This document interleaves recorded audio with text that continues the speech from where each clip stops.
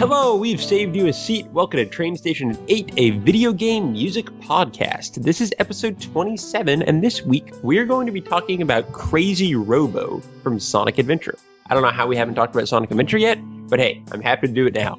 I am your host, Bryan, and joining me today are three people, one of which is my brother, Steven. Hi, Steven. Hello, we're talking about Sonic Adventure. And you have wrangled us somehow a couple of other fine guests. Who do we have here with us today? Well, we have two very experienced and radical artists who are known in the OC remix scene. We have halc as the first one. Hello, halc. How are you doing today? I'm great. How are you guys? We're doing fantastic. And also, DiGi Valentine. Hello there, sir. Welcome to the podcast. Thanks for having me, guys. It is our pleasure completely. And you guys have worked together in a completely new project, in fact, that you're about to start talking about soon. So we're going to have a little section for plugs later on in the podcast, but since that's one of the main reasons I got you guys all together, why don't you let us know what's going on? You go for it, man. Okay. Well, I mean, really, credit where credit is due. A user over at OC Remix, Brother Dom, he tried to start a Sonic hip hop project. Oh yeah. That's right. And at this point, me and like it's sort of a community project where he's gonna have a bunch of people jump on tracks, and it never really took off. But me and DiGi were two of the people that kind of were showing some interest, and we ended up talking to each other, and we never ended up doing anything for that project. But we came upon this grand idea to do our own whole album by ourselves, and I mean, really, It did kind of just sort of take off from nowhere, really, didn't it? It started out just like he sent me like a work in progress of a beat, and I'd written the verses for it like there and then, like, blow, just done it. And it was like, oh, well, we should make an album then. And it was like, yeah. Well, it's the natural solution to the problem. Yeah, it just sort of went from one song to a next song, and then before you know, we've got like massive, crazy, elaborate ideas for album ideas, and it just took off in a massive way. Yeah. And see, DiGi, I have known you from like hip hop and rap, that sort of thing. The first time I heard you was from Lucid Dreaming. Oh, the new Mantle? Yeah. Yes. Yes. I remember you telling me about that song. You were so excited about it. And I don't really know what it was. There was something about that beat. The Make Your Way to the Dance Floor has been stuck in my head since that album dropped. Make your way to the dance floor. Don't waste no time. Don't even waste no time. Go! That was a pretty big tune for me. That was like the first song that sort of thrust me into the overclock remix kind of community. Mm-hmm. So if I was going to come in with the whole British rapping accent kind of thing, I wanted to make sure that at least I'm going to do it as good as I can. And I got the guy, Tryezz. He does a lot of that kind of synthy funk kind of music. He's a good guy. He's a good guy. But yeah. And that's one of those tunes that even when I heard it, I mean, for the first time, and I had no idea who DiGi was. All I had seen was his name mentioned as like assistant directors and stuff. Because I had gone in that thread and tried to sort of thought about, I never did anything for it. But anyway, I heard that track, and I was like, oh damn, I thought that he had been like on the map for a while because it was so good. Yeah, it was pretty special. But halc, for you, I don't know if this is me, if like this is what you go for, but I always think Kirby whenever your name pops up. Sure. Sure. Yeah, Kirby is a pretty go-to thing, I think. I'd like to think that at this point, I'm sort of like, the music that I'm working on right now, like what, I don't know. None of it would make you think that. It's hard to even like think of just one thing. At least I know you from all your OC remix stuff you've done. You've done so many different, that is true. Yeah, he's been pretty broad in what he's been doing. Like he's been doing, The only common element through it all is just sort of the chiptune. Exactly. Sound. Yeah. And that's specific, the one type of sound to it that isn't quite heard elsewhere. And that's the one thing that I've really like honestly tried to be limiting lately myself, limiting the use of, I don't know. I've been writing songs lately that I'm not using any chiptunes in them at all. Oh, cool. It sounds like, it still sounds like me, the production style and everything, but it is different because, all of my songs on OC Remix even have a little bloop, little arpeggio, or, they've all got it. Yeah. But, the way I've sort of been hearing halc's music is like, he was very much the chiptunist back then, and then I sort of came in with my whole little rapping hip-hoppy thing. And I think it kind of rubbed off on him because the beats are starting to sound a bit more hip-hoppy, and it's kind of going in that direction now. But you can still tell it's housey from a mile away. You hear that and you're like, oh, that's definitely housey. That. There's that distinct sound, but you're definitely right. I'm really enjoying the sort of hip-hoppy direction, which is not something I would have initially expected from you, Halsey, like back when I was listening to you years ago on OC Remix. But now it's all starting to make sense, and I'm really looking forward to seeing what this album sounds like. Yeah. Well, people still don't even, another big part of this is like I've started rapping. Yeah. Like full force. I've released the one tune, and there's some people that saw it, but I mean, a lot of people really don't know that I have a lot of material in the wings between Zone Runners and another original project I'm working on, and future Zone Runner stuff that I've written a lot more than people expect or think. So when it all comes out, it will work. Yeah. That is super true. I really like it, finding out when artists have completely different sides of their music that you just haven't discovered yet. Right. That's always exciting. Do you have like a place I guess I've derailed for people to get, like Bandcamp or something?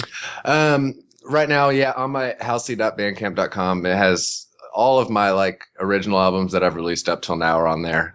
They're all like instrumental music of the chiptune style. It's like my OC remix music, but it's original. Gotcha. I mean, OC remix, obviously, for all my remixes. Yeah. Louder.fm, if you guys are familiar with Louder. Yep. Absolutely. It's a new music store that's been around for, I think, about 2 years now. And I have some stuff that's exclusive on there. I released a Donkey Kong remix album through Game Chops that you can only get on there. All right. I remember that. Yeah, very cool. Club Kong. So there's no easy link for that. You do have to go to Louder and just type in Halsey. Cool. And it'll come up. But yep, some exclusive stuff on there. Also, like I did some work for some compilation albums, like the Brave Waves World 1-2 albums. You can find those on Louder.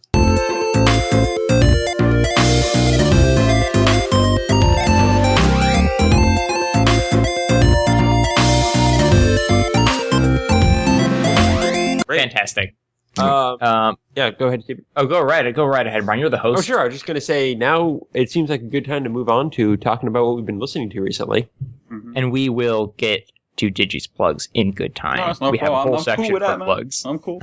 Just making sure we weren't leaving you out. Oh, yeah, absolutely. So, Digi, what have you been listening to recently?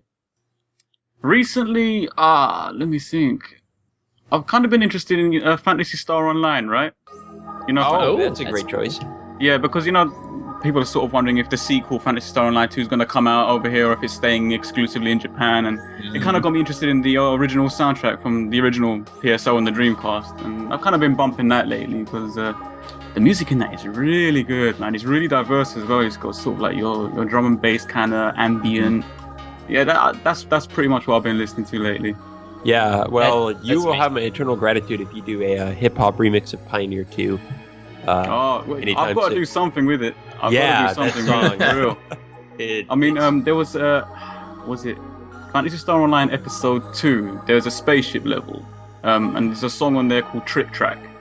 Okay. And absolutely love that. I actually rapped over that. There's a song I called it olgaFLOW after the boss from that game, olgaFLOW. I was like, yeah, it's flow, rap, you whatever. Ignition, I'm running this track, and if you missed it, I ain't running it back. Either keep up or it's game over. I got the flow blessed. You can call it Olga, and the level is critical. Trick track, this sick track, I'm going in lyrical. Forget whether defense you have, because I land this track, I'm killing it all. I'm beyond that jump, no short step, one giant leap, and you ain't ready yet, you're unable to make it. I fly light speed, hijack the spaceship, level up. You can't call this basic unless your ears are wasted. Time is of the essence, and you're too slow, unable to match my olgaFLOW. But I really have like a lot of love for the Phantasy Star series, so yeah. I'm thinking Zone Runners maybe in the future if I can convince Dr. Halsey over here to step into PSO world for a bit, and maybe we can do a little album on that too. Yeah. He sounds pretty skeptical. No, I'll convince him. I'll do whatever. I don't know nothing about Phantasy Star, but oh man, now you need to play Phantasy Star Online with him. If it's got tight beats. Yeah, the tightest of beats. It's a really interesting soundtrack. Sometimes I think really my only problem with the Phantasy Star Online soundtrack is sometimes those synths get a little too piercing. Yeah. Like in some of the boss fights, sometimes it rubs me the wrong way. Otherwise, it's just... not only is it really nostalgic to me, but it just has this magical, spacey, adventurous vibe that I just can't get enough That's exactly that feeling I get when I listen to that music. I'm like, yeah, it takes me right back to the Dreamcast days, and it was a good time, man. It was a good time. Yeah, I felt like everything was a new undiscovered horizon. It was just yet another... there you go!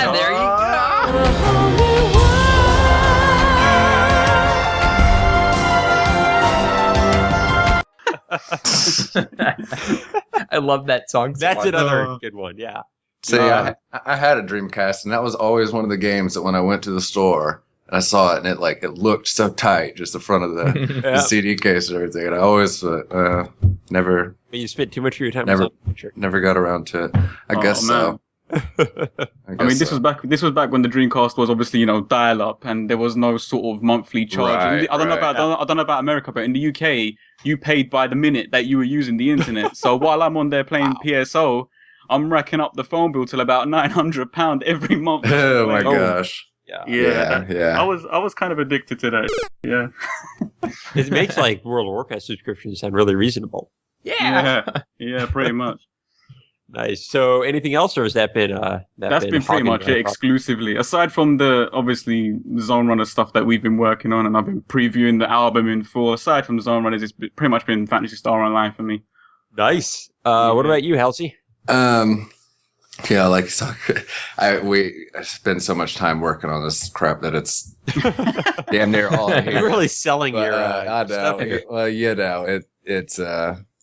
it is crazy, especially when you get to the end and we're doing all this fine tuning. Yeah. Oh man. And all this stuff. Are you to the point where you're not even sure if it's good anymore? Right. I mean, no, we know that it's it's the best work for me anyway. It's the best work we've done. Yeah. No, Nice. it's better than anything I've ever put out in the past. Wow. Oh, that's fantastic. On aggregate and in every way. But I don't know. People are in for a few surprises. But anyway, now when I'm just kind of chilling, I'm not really listening to a whole lot of game music right now. I'm kind of I don't know if you guys are familiar with a band called Alt J. I don't think I've heard of them. They're a British rock. I think they're from Britain. They're from somewhere in the UK area, and they just put out a new album this last week. So I've been sort of jamming on that, but they had their debut album a couple years ago. I've been listening to, pretty steady for a really long time. Okay. It's called An Awesome Wave, by Alt J. That's what kind of music do they do, if you don't mind me asking? Kind of like it's sort of indie rock, but they have some electronic stuff too. Their new album is like a lot different from what their first album was. All right. Because they lost one of their members left the band. Oh, okay. And it was their bassist, and so they ended up doing a lot of synth bass stuff, which ended up taking all of the music and kind of a more kind of experimental sort of electronic direction. The first album was a lot, it's pretty mellow, sort of electronic rhythms and stuff, but the guitars and vocals, and it kind of makes me wish they'll lose their singer so they use a Vocaloid. That would be fun. If you ever check out one song, just look up Breeze Blocks. All right. On YouTube. Yeah, that's like that's sort of like their biggest song. I'll do that right after this show. But yeah, if any song turns you that song will turn you on to them. Do you know where the muffins go? They go along to take your honey.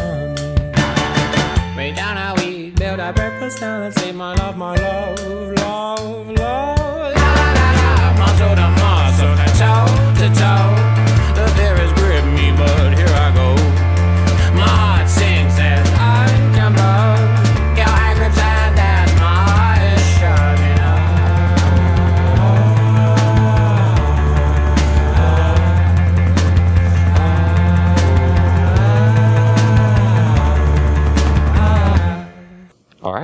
like all their naming conventions. I'm not quite sure why. It just sounds like something I would enjoy. I'll definitely look that up. The I think it's the actual alliteration. band name is like Alt J, like ALT-J, and it's like the keyboard command Alt J. It makes a triangle symbol, and that triangle symbol is their logo. Oh, that's pretty nifty. Yeah. But they're cool. The Cool. dude's got a really sort of a really interesting accent.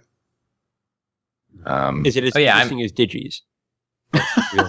More. That's so, stiff yeah. competition. Okay. It's like Whoa. it's like kind of weird sounding. It's not. It's like hard to understand. It's British, Digi's innit? But it's very your class. interesting, and it's very sort of expressive. And Nice. Cool. Okay. Sounds neat. So, Steven, Me? You. Well, I think you know what I'm going to say. you were going to say what I'm going to say. Yes, we are both going to say we have been listening to the new Poets of the Fall album, Jealous Gods. Right. Are you guys familiar with Poets of the Fall Not at too all? much, no. Have you ever played Max Payne or Alan Wake before? I played a bit of Max Payne back in the day, yeah. Well, these guys did music for both of those games, but they're not primarily in the game scene. They actually have this very, well, believe it or not, poetic, dramatic rock sound that is very hard to define. Yeah. The reason they were in Max Payne and Alan Wake actually is because they are Finnish, and so is Remedy. So I see. the developer had known these guys. Like they first got started making the song for Max Payne. That's like how they had their first break into producing music as a band. And since then, they've been creating their own original stuff. So I've really been keeping up with them ever since I heard their stuff in Alan Wake. And yes, their new album just came out, and I really like it. What did you think about it, Steven? It's tough competition, right? The old Poets of the Fall albums are honestly some of my favorite music I've ever heard in my life. Oh yeah, it's super good. And so I was trying not to hold this up on a pedestal before I heard it. That said, when Jealous Gods came on, the song that the album was named after, I was in the car and I think I just started yelling, "Yes! Yes!" If I could build a bridge between us, arcs of soaring rainbows, strength of Mother Earth, would it feel lost? If I instilled a faith to guide us, blind as sweet like free flow, I see it in every word. Could we lose the facades? Are we just jealous gods? Yeah. So it's pretty one much of the those same. kinds of albums, yeah. Yeah. I can't say the entire album hit that peak. It's still not one of my favorite Poets of the Fall albums. Okay. But it has this oddly, almost optimistic drive to it that the other albums did not have. Yeah, it's a lot lighter. And so it's kind of fun to listen to it while doing things like driving instead of while sitting in the dark and thinking to yourself. Yeah. It's a different kind and of I like that they switch things up and do different stuff, even if it isn't like quite as impactful as their earlier stuff. A lot of Yes, fun. it feels like it's moving them forward, moving the entire group forward into a new sound. Which Yeah, I can see it being a good introduction point for people into the band. It definitely is. Yeah, I mean, that's a good point. Like, if you've never heard Poets of the Fall before, try Jealous Gods, and if you like it, then you can dig back into the deeper, weirder, more intense albums, which are just as good, if not better. Absolutely. So yeah, I've been listening to that a lot. Have you Yes. still been just the one listen for you? No, I'm on my third time. Oh, nice. Very nice. I'm like on my fifth time or something. I don't know. I like it. Okay. Yeah, It's not a super pretty long good. album, so it's easy to get through a lot. Yeah. Honestly, I don't know what else I've been Yeah, listening man, none of us to. have been listening. Well, no, DiGi's been listening to Phantasy Star, so we have some video games Yeah. represented here. That's good. So let's go ahead and move on to our main attraction here, which is going to be Crazy Robo from Sonic Adventure. What are our histories with Sonic Adventure? I know, Steven, you and I have a really deep one, so let's start here with Halsey. Mm-hmm. Yeah, Sonic Adventure is pretty important. It was at a time when, I was really into Sonic. So when that game came out and it was like in 3D and everything, it was mind-boggling. Yeah. And I remember the first time that I ever played it, was actually at like a Target or whatever on one of their stations where they had it set up where you could play it. Mhm. And the controller stick was like busted already to where, and I didn't know, it didn't look like it was busted, but obviously something in the controller was messed up because So that's just how Sonic games control. Sonic, you were in station, I was in Station Square, and Sonic always ran to the left. And it was impossible to play. So I was sitting and I was like, this game is awful. That's so sad. See, my experience, I played it in the store as well, but my experience was flawless control at Emerald Coast where the dolphins were jumping over my head, and I was floored, man. It was an incredible experience. Right. Well, later, of course, I learned that the game's not supposed to play like that. And when I actually eventually got it, when I played Sonic Adventure, owned it. It wasn't until like Sonic Adventure 2 had come out because my parents like would never buy me a new game console. So like even though I wanted to play this game, I really had no choice. But I didn't really know anybody that had a Dreamcast because it was sort of like one of those systems that you just didn't know many people that had one. I didn't anyway. Oh, that's super true. And I didn't either. When I was like the only person I ever knew that had one, So at some point, eventually, my dad was like, "Okay, we can buy you. We'll get you either a PlayStation 1 or a Dreamcast is your choice." And this was when the Dreamcast had already announced that it was going to be discontinued and everything. And he was like trying to talk me out of it. He was like, "You should get the PlayStation. Get the PlayStation." I was like, "Nah, I want the Dreamcast." So we got the Dreamcast, and it came bundled with Sonic Adventure 1. And it was one of those games that like, as much as I wanted to just sit there and play it, it was like I would play like a few missions and then like stop just so that I could like make the whole experience last me as long as possible. Like I'm only gonna play a couple missions right now. And I'll come back That's to it really later. interesting. Yeah, I was in love with it. Yeah, That's great. that is we actually took a long time to get around to the games because we hadn't played them until the GameCube re-releases came out. Okay. And I'm sure that even better to be honest. Oh, they are really unquestionably. Yeah.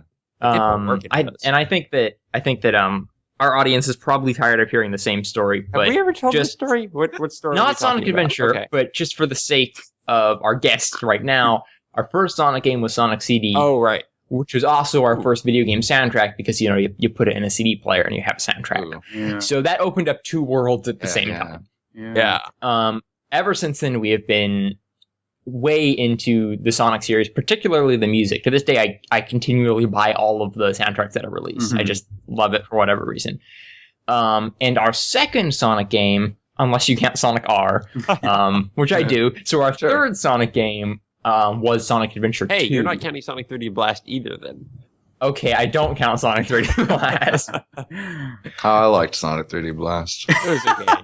Yeah. It was decent, amazing soundtrack. Yeah. That's what I'll often say. If I could just real quick, out of curiosity, if I could ask how old you guys are? Oh, no, yeah, I'm 24, and Bryan is the younger one. And he is 21 in like 5 days. So. Okay. Yeah, he's 21-ish. Yeah, okay. Thereabouts. I'm 25, so I was just wondering what. All right. Okay. If we were all sort of in the same era of pretty playing. much. Yeah. Yeah. Except Digi, he's like, I don't know, 79. I don't. Yeah, I'm pretty much. He's immortal. How long do bunnies live? I don't know. Yeah. Steven, no one is going to get that joke. Look it up. I'm saying on the podcast. Anyway. Okay. People who know Digi. Yeah, it's his thing. It's his thing. Yeah. And who doesn't? All right. So what were we talking about? Sonic Adventure. Sonic Adventure 2, we actually played before Sonic Adventure 1. Because it was released first on the GameCube.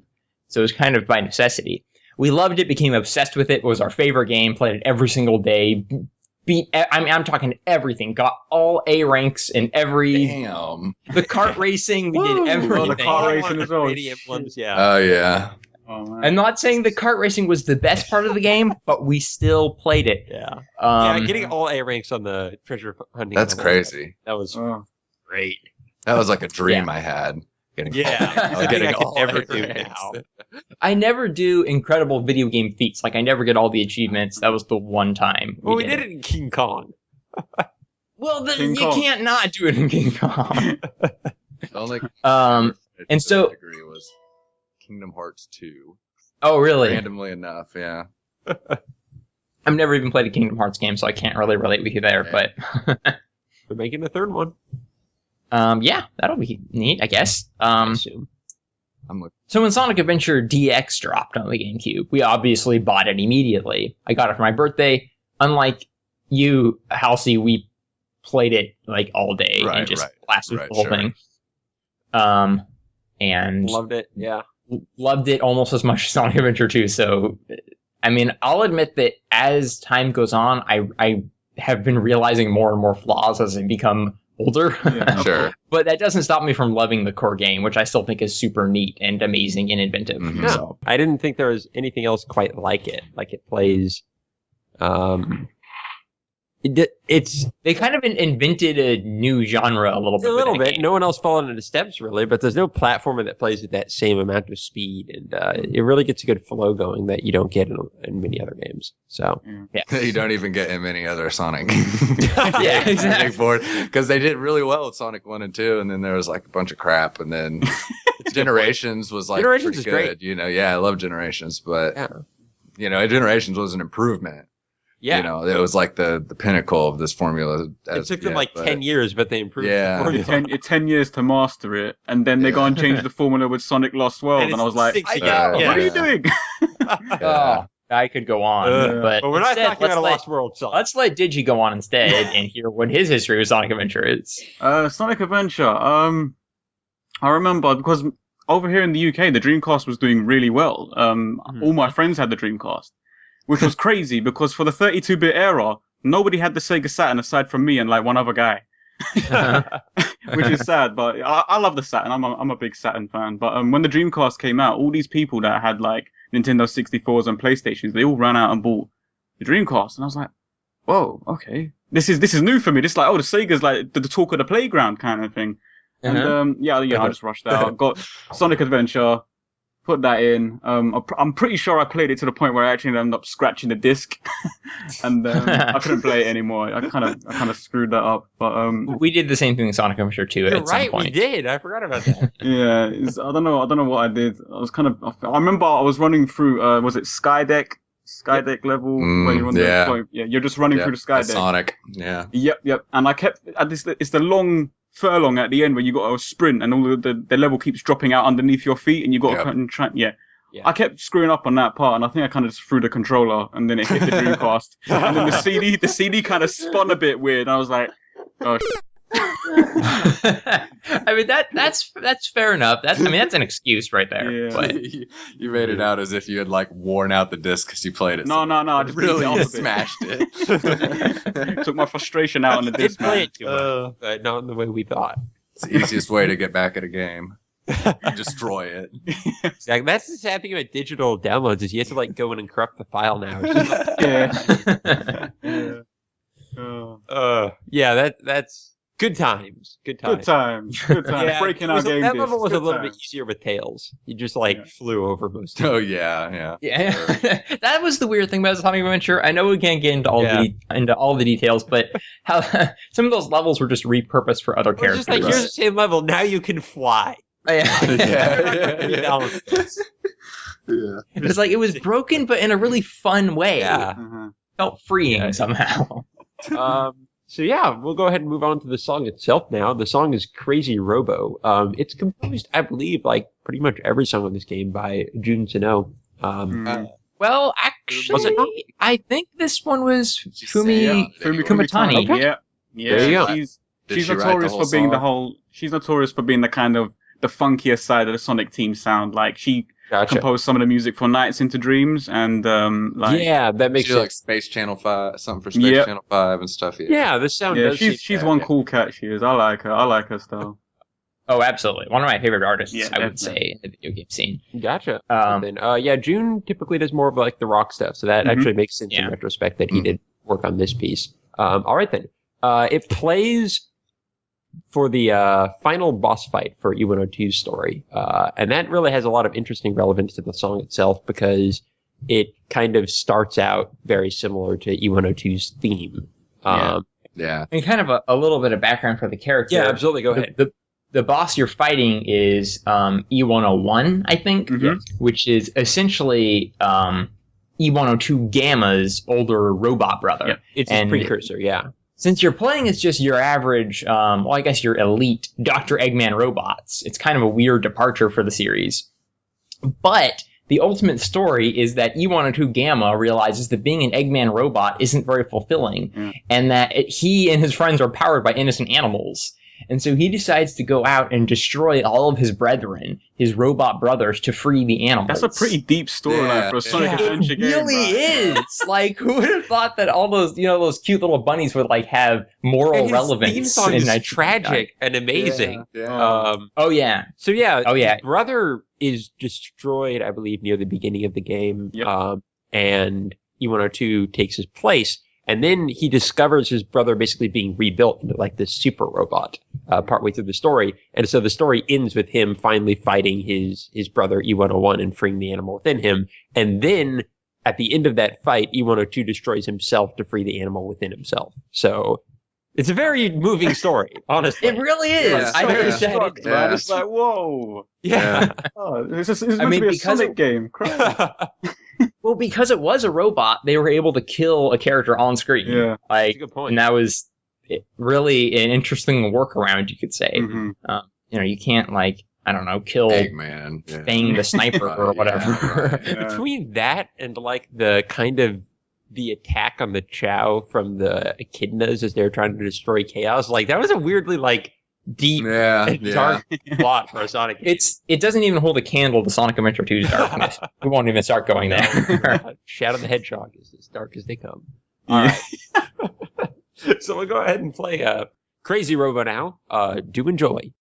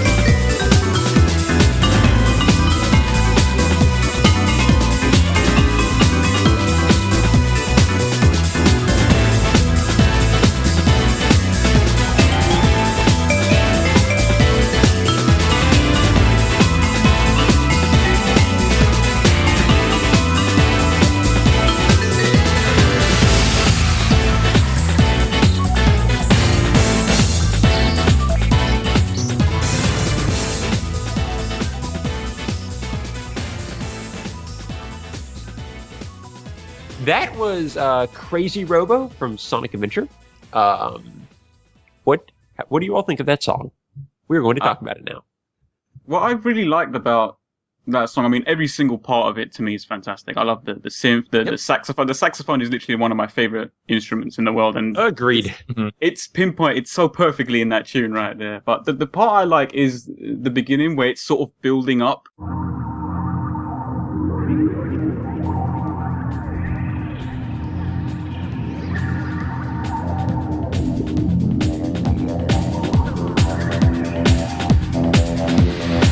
to this sort of jump off point.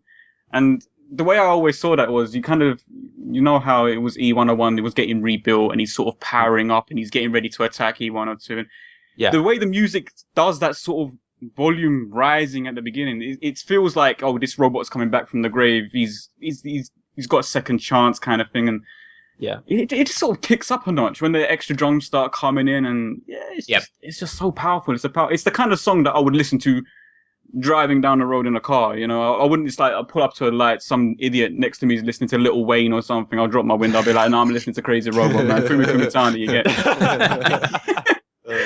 I just love that song. It's so powerful. It's so perfectly fitted into that boss fight. You know.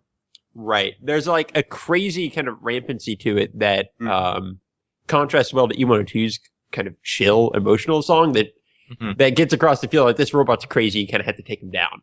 He's out of because control. the songs start exactly the same. Yeah. They both had that techno build up, and then one goes into this introspective kind of, I don't know, soul searching techno song.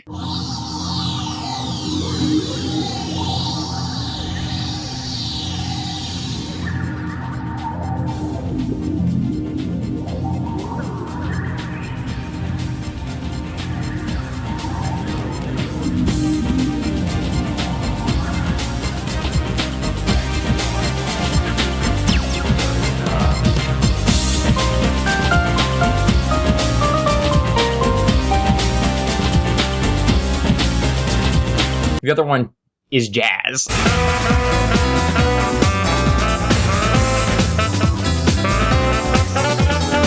And it's also very consistent with like a lot of the whole like style of Eggman's music in this game. Yeah. A lot of the saxophone, a lot of the synth. Yeah, exactly. Right. Its theme, it matches the Egg Carrier themes. Like it is very consistent with the whole tone they went for Eggman in this game. Yeah. In the later Sonic games gave Eggman more of a kind of traditional bad guy orchestra sound. That's true. But if they ever stuck with a theme, it was the theme that they introduced for him in this game. They've still harkened back to that several times. Wait, really? Yeah, I think so. I thought they were harkening back to the one from Sonic 06, but they've done that too. Okay, but yeah, I do love the sound they set up for all the villains in the game, Dr. Eggman's creations, and specifically how each Eggman based level and each Eggman robot and each fight, like you said, Bryan, kind of has the same sound to it, but they use different instruments or they use different tempos or whatever. Right. And this was one of my favorites. It's perfect for that like hectic final fight, throwing everything you have. It's like, no holds barred. This is it. It's the final showdown. And the way the melody, it's that synth melody on the breakdown part. It's like.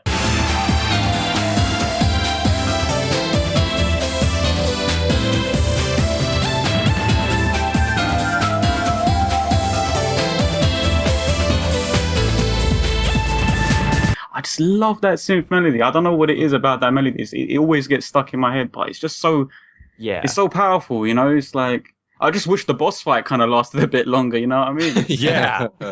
I think, the synth melody really seems to like introduce that tragic element from E102's song. Yeah. While the rest of it is just more adrenaline stuff.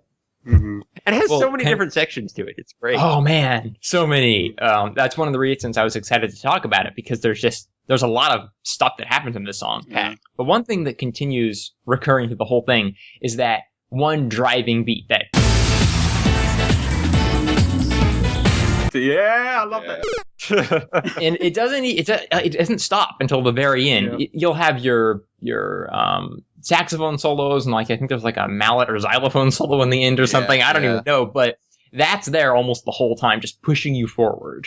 Yeah, you're right. I think it only pretty much stops for that synth solo we were talking about. Breakdown part, Yeah. It reminds you a little bit, that just the driving force of it for the other robot theme in Sonic Adventure, that robot that chases Amy around.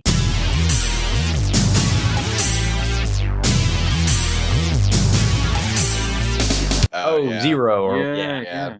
I kind of keep forgetting about him.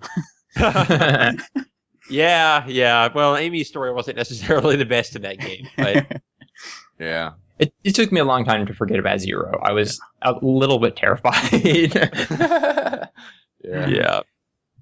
He's kind of like one of those robots from Doctor Who Oh yeah, Yeah. That's a good point. I don't even watch Doctor Who, and I know that. Yeah. That's what he I'm makes me think of. Yep. Yeah. Yep. I'm in the same camp there. Yeah. Did anything else stand out about the song to y'all? One of my favorite things about it is that it and this speaks to the quality just of like how well written the song is. Yeah. Is that, I mean, really, this is one of those songs that like if you submitted it to OC Remix, it would be like sax sample horrible, piano rigid, bad sequencing, no, you know, it like really. I mean, speaking from like a sheer production standpoint, it's like it's like made quickly and cheaply, and you know, with samples that like anybody, you know, you could use those same samples and make them sound better than the way it sounds. Yep, right. But the song is so good, it's so funky, and you know, it's like the YouTube video that's on it wherever is like a 30-minute loop of it. Yeah, I was listening to that today before I came to the show. Yeah. And you could just let it play like about 7 or 8 times in a row before you're finally like, all right. Fun, you So know? that's an interesting thing when now that you've, listened to so much OC Remix and kind of think in the context of the quality of sampling and that sort of thing, do you often go back to old game music and find a lot of flaws in how they've been arranged? Well, I mean, it's really no, because part of the reason it's all been done like that is just because like maybe they couldn't like afford to hire a saxophone player to bust out a crazy solo just for one song. You know, it's written that way because, or it's within the limitations of the system or whatever. Mm-hmm. You know, Yeah. it's like really when I'm like writing music, there's like no budget for, I can write music, you know, I have the tools I have and I can make music that sounds better than that. Yep. So, you know, when it's different because she's hired to mix soundtrack and everything. And, you know, I'm not knocking her for like using, you know, And there's a lot of music It did to do come on out a like short over version. 15 years ago, Yeah, really. yeah, It's an old, you know. right. It was like the tail end of the 1990s, so yeah. we've kind of got the better equipment today. Oh yeah. That's sort Yeah. of also like one of the things that like it has a characteristic sound because of that. And I'm not knocking like all the sounds, like the drums, the synths, all of that stuff is like quality. It's just like the sampled instruments. Like the saxophone like sounds ridiculous. You're not going to listen to that and say, articulation is that a live saxophone? Yeah, the articulation is the same on every single note and the volume and everything. It's from that sheer production standpoint, that's interesting to me because the song is still so good and so listenable. Yeah. Despite Sometimes all you need from a sample, if you have a strong enough melody, is for it just to give you the impression of the instrument it's doing, and that it can carry the rest. It's almost like your brain can fill in the gaps. Right. Like Right. those I think quick that- start and stops almost do the song a benefit if you let it. Like it definitely sounds halting and fake, but maybe it's nostalgia talking, but there's something kind of endearing about that. Yeah, I think that's what it is with me in the early 90s. I mean, I used to listen to a lot of house music, dance music, and they were made terribly, you know? It's like the way they sampled something, you're just like, oh God, I can hear the hiss on that, man. God. But it's like, as you said, there's something endearing about it. There's something, it's not necessarily nostalgia kicking. It's like, that's the tools they had back then. That was the best they could do, and they went for it in that little song. And I mean, I don't know what Fumie Kumatani was, you know, what kind of setup she had when she was working for Sonic Team. But with me, I don't know. It's never so much as the production, how it sounds. I listen to garbage all day long, but it's like if it's got a really memorable melody, if it's something that can get stuck in your head. To me, they've done their job. I don't care if it sounds like garbage. If you've got a melody that is so just catchy, if it hits you, then that's what Crazy Robo just absolutely done for me. The second I heard it, I was like, well, I'm screwed for the rest of my life. This is never getting out of my head. But yeah, I don't know. I really like that song. I can see Halcey's point though, production wise. Yeah. Oh, yeah. It's something that, I mean, half the people out there in the world like wouldn't even know that was a fake saxophone because people like they had. I didn't until we came onto this show. People know like nothing about. Yeah, I was like an OCR judge, so I have had it. Oh yeah. Your job. Grained into my head more than even most people probably. Well, speaking of that, when we had OA and Level 99 and Dragon Avenger on the show a few weeks ago, Sonic Adventure somehow came up. I don't even remember how. But it was because I was asking them. I would pay them underhand illegal funds if they would create an OC remix Sonic Adventure remix album. So will we. And- We extend the same offer, by the way. Yes, the same offer is extended. And this song just makes me wish that could be a reality even more, because this is something that totally deserves to get better samples and get some live instruments in there. Yes, you're right. It does. You're right. Going it back does. to the sample quality, I think that's something I appreciated about Sonic Adventure, is even if it didn't always sound great, that game really like reached for the stars. I'm gonna reach for the stars. In terms of how far it was going with the sounds it was trying to create. Like it would, Yes, it was yes. super ambitious. It would do kind of an orchestrally sounding thing for Lost World, and then it would do something like this, like jazz sound for this, and then it would do like full out rock for a lot of its stuff, getting live instrumentation for that. So it just tried so many crazy things that even if they didn't all sound perfect, I just appreciate how much it did.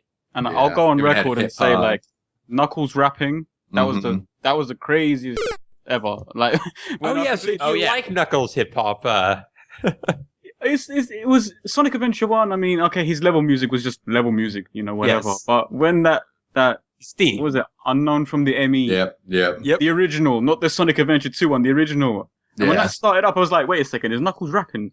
And it's like, yes, this is the character viewpoint rapping about his He's like, here I come, rougher than the rest of them, the best of them, tougher than leather. And I was like, oh my god. I try not to bring that song up too much because people laugh every single time. No, I love it. But I can quote the entire thing. Like, I know every lyric. It's good. No, I love it, honestly. As cheeseball as it is. And I know the guy who done the rap for that, Dread Fox, he was the voice of Parappa as well. Really? Oh, I did not know that. Yeah, That's the guy right. who done the Here I Come. Yeah, the rap he done for Sonic Adventure 1. He's also the voice of Parappa the Rapper. And I wow. spoke to him a few times on Facebook. He's a nice guy. But I asked him, why didn't he never come back for like Sonic Adventure 2? Because Sonic Adventure 2, they got another guy. Was it Hunnid-P or something? That is You correct. you said that dude was got us some. Yeah, got us some real. He's got arrested or something. That's what I heard. It's crazy. He's too ghetto. Yeah, I can believe He's it. He's British too, ain't he? Oh, Hunnid-P. Yeah. No, he's from your country, mate. Oh, is he? Oh, Yeah. we have to own up to that one. Yeah, I think he got busted for a gun charge or something. But I'm like, yo, Knuckles, put down the gun, man. Did he do all the rap? He did like the Pumpkin For Hill. Sonic Adventure 2, yeah, Pumpkin Hill, Meteor Herd. I love Meteor Herd, by the way. Okay. Just get that out there. Well, Meteor Herd Yeah, is that's a really good song. Meteor is awesome. That's one of my favorites. Yeah, for real. But Don't let it hit you, move. don't let it move.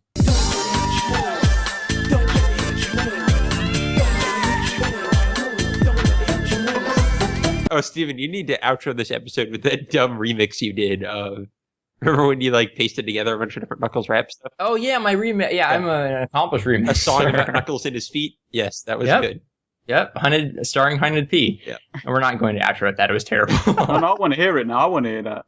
It's literally me cutting and pasting sections from the love it. song when I was bored editing a podcast. I don't think anyone wants to hear that. Oh, man. Anyway, yes. I don't know how we got off on this tangent because it doesn't have that much to do with Crazy Robo. Yeah. Well, it does. It's like you said, Digi. This is a song that feels like it had soul put into it. Yeah.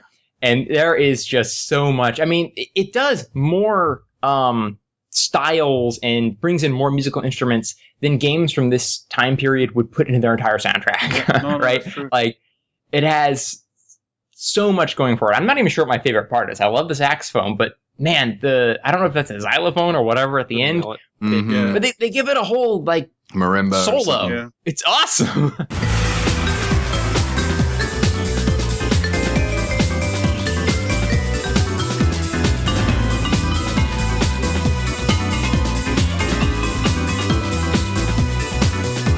Yeah.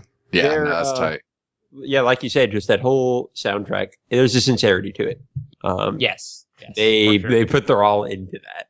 So and it was diverse. It had something for everybody, I think. Because the last thing I ever expected was to hear Knuckles rapping in a Sonic game. So that's how diverse they were trying to make their soundscape with the different kind of songs. And I think that's why Sonic Adventure 2 kind of followed suit a little bit, but I think it kind of lost its way a bit as well.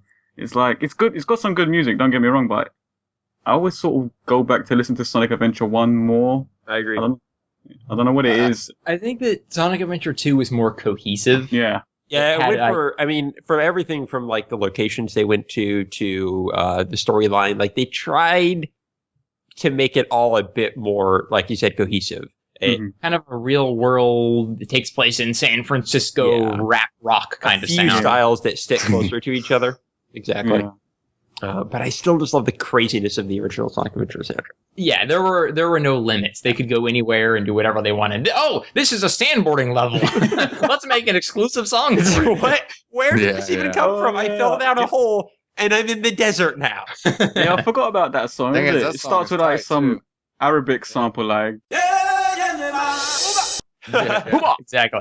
Yeah. And the developers I think they actually ended up traveling to these different locations around the world. And they took pictures of ruins and used them for textures. The thing about Sonic Adventure 2 is they made that game after the team moved from Japan to San Francisco. Mm-hmm. And so there were so many American influences in the game and how the first level is just San Francisco. Yeah, I always thought that in the first, like even with Sonic Adventure 1, like in the first place, that it was weird that all of a sudden Sonic was in like a normal human city. Yeah, and it's something that we've sort of like adapted to it. He's kissing human women now and stuff in real canon cutscenes. So but yeah, no, that was strange. And yeah, with Sonic Adventure 2, it was really weird. It was. It's like now Eggman is blowing up the moon. Like what is this series anymore? Before that, he had always been in like a complete fantasy world. Yeah. There wasn't any metropolitan human. San Francisco wasn't in a Sonic game. Yeah, exactly. Though even when they make the world, they make San Francisco like 50 miles from the pyramids, which is like right next to Jungle, and they make a map of the world, and it just makes no sense. Some of the levels are just as wacky as any Sonic. Yeah, that's true. Totally. Man. I like that they tried to tie it all together, though. Yeah. But kind of speaking on tying it all together, I give the credit to Sonic Adventure for this as well.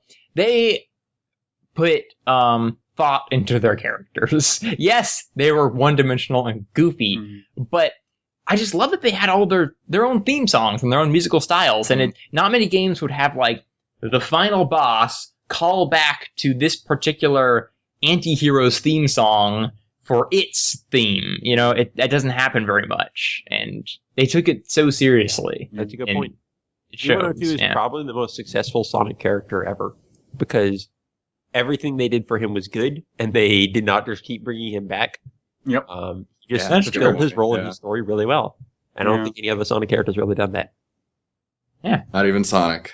Well, okay, I think about Chaos has pretty much done it as well. He was really good. Oh, Chaos, yeah. That's a good point. Sonic Adventure had a pretty weird, neat story. Yeah. Oh, in that case, BioLizard was a great Sonic. No, he was in Sonic Shuffle. He's Sonic Shuffle, that's a game I actually had. Oh, God. Terrible. Boy. Load times. Oh, the music in that was just, like, literally somebody brought their 3-year-old son into the studio and just said, hit a couple of keys and we'll make it a song. It was like, bang, bang, bang, there you go. I couldn't stop playing it. Oh, jeez. I wanted to beat it so bad. No! Wasn't the game sort of rigged to let Amy Rose win every single time? I don't know. That must have been. I played it, and I just noticed after a while that Amy Rose just kept winning, and I'm like, yeah, all right, you're cool, but can you calm down now, please? My sister must have played Amy Rose the only time we played together then, because we played a 2-player game, and I was getting so angry because she was winning. I just turned it off. Wow. Rage quit. Was it horrible? Yeah. Yeah.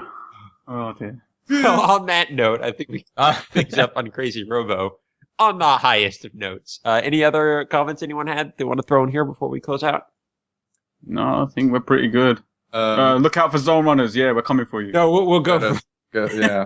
We'll give you the outro plugs now. So, Digi, what have you been working on? What do you want to let people know Aside about? from, literally, it has been Zone Runners for the last 2 years, non-stop. Just Wow, 2 years. That's crazy. Yeah. Well, we started Zone Runners just sort of like Drew, Hal C, the doctor, Whatever. was gonna make the The beats. doctor. The doctor's in the house, but Yeah. he was gonna make the beats, and I was just gonna rap, and it wasn't gonna be about anything. You know, It was there just wasn't going to any- be, it was just It going was to be just gonna be Sonic rap songs with no direction. It was gonna be rap songs with no direction. And after a while, we realized that actually we've got some sort of continuity going on here. So we kind of went back and redone like half the album. Wow. And it's taken 2 years, but I think it's a good 2 years for me, well spent, because it's allowed me to sort of analyze myself and know what I'm doing. So pretty much the only thing coming out with me on it right now is Zone Runners. So just look out for that, pretty much. So what, That's- quick question, what are you doing, what do you typically use for like the inspiration for the lyrics for this album? Like, For this album, it didn't sort of start out like this, but it became the kind of theme with Zone Runners, is that you kind of know how everyone's got like an original character. It's basically a recolor of Sonic, kind of crazy shit. I was like, all right, I'm gonna make a character, a character. I'm gonna put him inside Sonic's universe. How does that character interact with that universe? What does he do in there? Who does he talk to? What does he think of this zone? What does he do in that zone? Where does he live? So it's like, for example, my character is like, one of my favorite zones from the old Sonic games was Starlight Zone. yeah. Yeah. I'm like, okay, well, I'm gonna write a song about Starlight Zone because I want my character to come from there. So basically, the concept of the album is, how do me and Hal C exist in that universe? How do we treat it? And that's basically where all the inspiration come from. That's really neat. That sounds amazing. The music and the lyrics, like, it's not just songs. It tells a story, and There's a story. it has a continuity from track to track. It has a beginning and an ending. That's awesome. And, That sounds. yeah. You know, that reminds me a little bit of Digi, your song "Digital World." In here, I do what I like. Jump up, get the party right. To nobody do I answer, but in here, I am the grandmaster. It's the digital world and I'm the point of focus. Sick written as I work through the motions. Through the other worlds, just plain. Welcome to my world, the digital domain. Oh, right, yeah. Yeah, that one. Because it kind of gave me that you're inside this, video game-ish landscape, and you're trying to, own it or, make it your own. So that's pretty cool. Basically, yeah, like, Digital World came from the Year of the Rabbit album thing. And Year of the Rabbit was me just sort of like figuring out what kind of songs can I do, what do I want to talk about. And I kind of noticed that in some of the songs like Digital World, I was sort of throwing my character into this alternative universe, and it kind of became a theme. It was like, okay, I can put my character here. How does he interact with that? So when me and Halsey started really sort of working full on Zone Runners, I sort of said to him, let's actually put ourselves in the universe. And let's just run with that. And then it became Zone Runners, and here we are. 2 years later. Yeah. And the richer for it. That is awesome. So where are people going to be able to find this? Drew, that one's on you, man. I don't know. Well, zonerunners.net. Everything you'll ever need to know will be there right now. Okay. Right now, all that's there is a clock and a picture. But zonerunners.net. We'll have the album up for sale on Louder and hopefully also on Overclocked Records.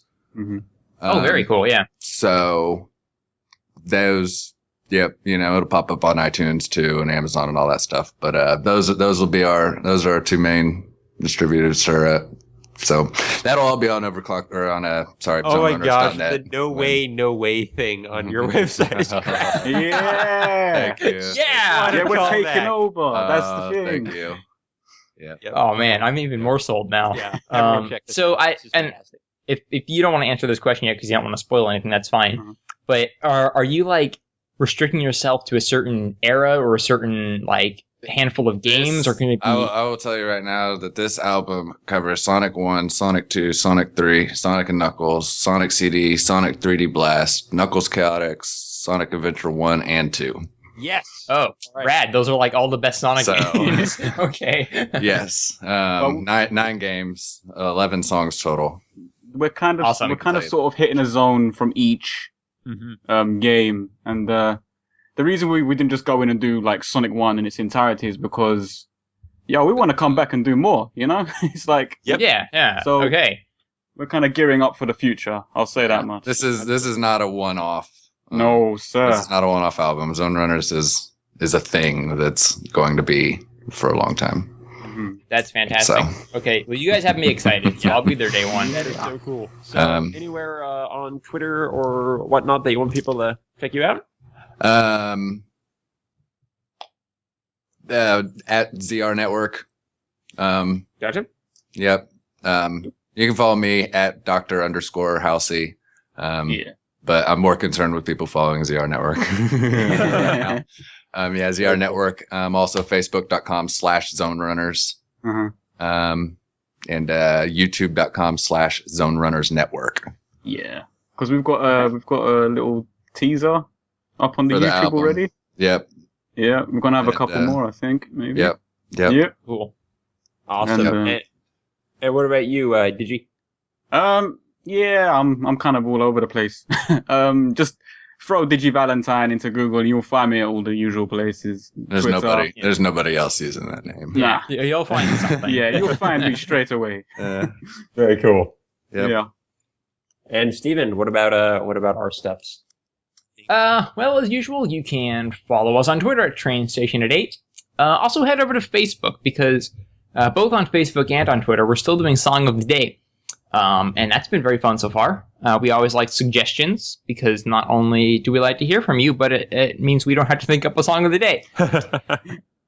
And also, we have a webcomic running on the Whales Are Whales network, which I don't even know if we've talked about on Train Station yet. Not. It's basically the result of many years of doodling. And then we finally said, how about we put these on the internet and maybe people will like them. Yep. So maybe you will like them. If you don't, it won't hurt our feelings. But you can go check that out. It's a weird webcomic. It's a brand new page on Whales Are Whales. Yep. And it's not just a weird webcomic. That's what it's called. So that's really all we have that's new, I believe. Lastly, just go to iTunes. You can subscribe to us there and leave us reviews, which would be the greatest. Yeah. Now I'm going to leave 5 stars. Yeah!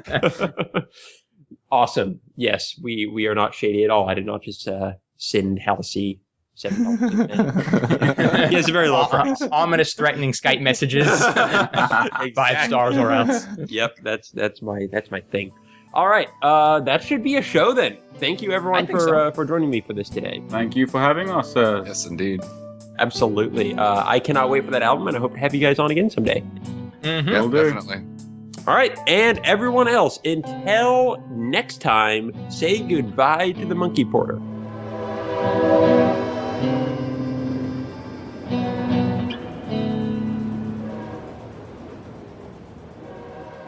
It's an Animal Crossing thing. All right.